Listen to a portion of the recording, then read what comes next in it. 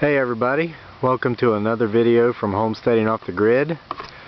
Today we're going to talk to you a little bit about the importance of knowing where there is excessive water on your property at time of rain. Okay, hey buddy, you want to dump this water out now? Oh yeah, sure. Okay, it's been raining hard all day and my son dumped out 90% of the water that was in that sled, but there's the rest of it. But it's been raining all day, and here's why I'm going to explain this to you. Look at this. You see, it looks like a creek right here. Now don't splash me, buddy. Okay? Yeah. Okay. He stepped over it. It comes right out of here, right out of the woods, and then comes down. Looks like a creek, and then it goes down through. I've got been clearing brush up here all winter so that we could have a beautiful view into the woods. It's 2 inches deep. Is it 2 inches deep? Yep. So I got brush piles up here. The sizable stuff I've been cutting out we're actually going to use as firewood, but before I cut that brush out you can't even see into the woods. But here comes this creek, looks like a creek. Now here's why this is so important. We raise rabbits and chickens and some other things, and ooh, wait till you see this down here. We learned something the hard way about water runoff.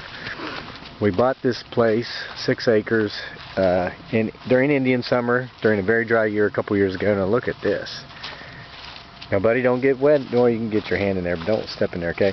This looks like a small pond almost. Yeah. And when it's dry, when it's not raining hard, there is no water up here at all. You can see I keep this mowed here. We drive our SUV up through here, actually, up to our camp spot that we keep cut down. And we camp up here a lot in the summer, build fires. There's the cat, Cleopatra, that's always in our videos.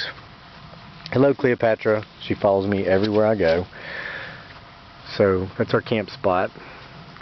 So anyway, here's the importance of knowing where all this runoff water is on your property.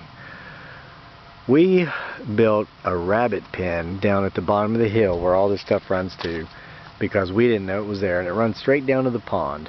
Now we have a pond down there. I don't know if you can see it above the weeds here, but there you see the pond by our house. There's a small stream that leads directly into that pond that feeds that pond. We knew about that, but what we didn't know about was that when it rained very, very hard, a creek magically appeared here. We have, it looks like an underwater spring there. And this creek comes all the way up through the woods. And we love coming up here and playing in it. My son is on his 3rd or 4th pair of shoes already today. He's been up here playing in it all day, getting soaking wet. But we built the rabbit pen right where this runoff leads to, and man, were we heartbroken last spring when we had some does, female bunnies, had nests underground. We had some rabbits that hadn't been weaned yet. You know, they dig holes and tunnels and give birth underground, and then after about, he's afraid of the cat. Down there's the cat.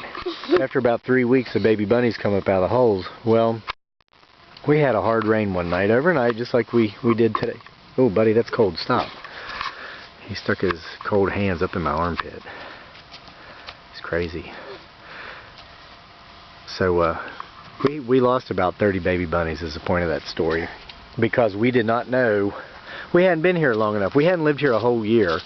We've been here about a year and a half now, and so we've at least gone through an entire cycle of seasons, and so we know where these things are. I thought 2 years. Well, no, it's not. It's been about a year and a half, but it's been through 2 seasons, 2 winters, 2 falls, coming up on our 2nd spring. So, well, we had to move the pen.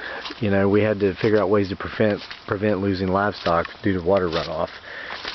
So that's the lesson we learned, and now we know this is here. We know where not to build pens. We know where not to try to. And we've got some apple trees back here in these cages. We got the cages around them to keep the deer and the bears and everything off of them.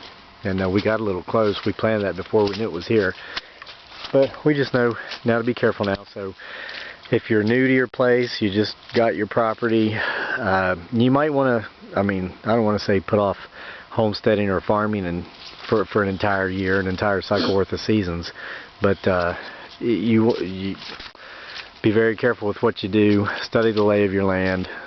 If it does rain hard, I'm not saying go out in the rain and get sick. Stay inside out of the rain. Have sense enough to stay out of the rain. But once the rain stops and it's still wet outside, you might want to go out and walk your property and see if you've got water sprouting up through the ground in places you didn't think that it would be.